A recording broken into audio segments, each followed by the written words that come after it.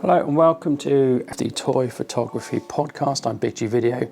I make videos about making videos, but this is a podcast all about toy photography. Now you're going to see here this Kylo Ren. He really is much bigger than all of these figures here. He really is a giant compared to them. And later I might sort of do a bit of B-roll, and maybe you can see it here, of the relative sizes of these. First started off doing Lego toy photography, and I found Lego toy photography really quite difficult. I just found it difficult to make things look good. Now, I do have macro lenses, but working with macro sort of has its own challenges. It's a little bit more difficult. It's not impossible, but I did find when I was doing Lego photography, it was much more tricky. Now, I do have figures that are smaller than Lego. They're sort of, I don't have them here, they're sort of people going about everyday business, and they're really small. But Lego, most people think of toy photography to do with Lego. The one thing I don't like about Lego is the small size of the figures and the lack of detail.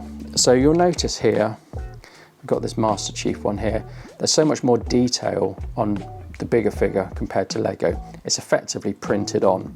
So you get a lack of detail in Lego, and I find that more difficult to do decent toy photography with. The next size up that I use is Playmobil. So Playmobil maybe is twice as big as Lego. And to me, this is quite a useful size. I wouldn't say it's the right size because I don't think there is any right size, and I stopped myself before I said that. But you can fit lots of these figures onto the screen.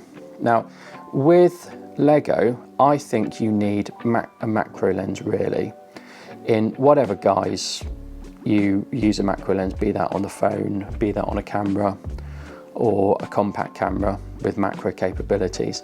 When we're getting into the size of Playmobil figures, you don't need a macro lens. You can make do with a standard lens.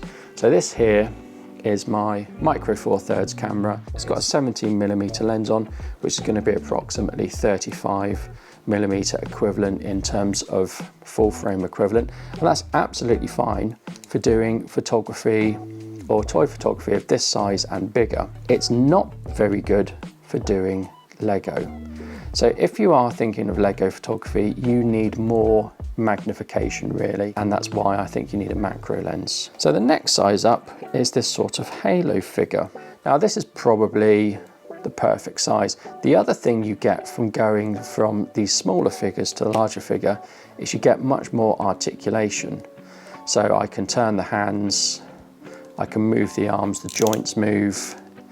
Lego and these smaller ones only seem to move in a couple of places, whereas this one we get much more articulation. Don't think that bigger necessarily means more articulation, because it doesn't.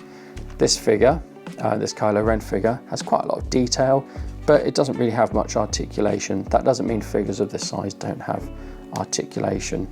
I'm also noticing this has run out of battery. What a shame. This is turned off. That was quite good in the background, and that's going to come in useful in subsequent episodes.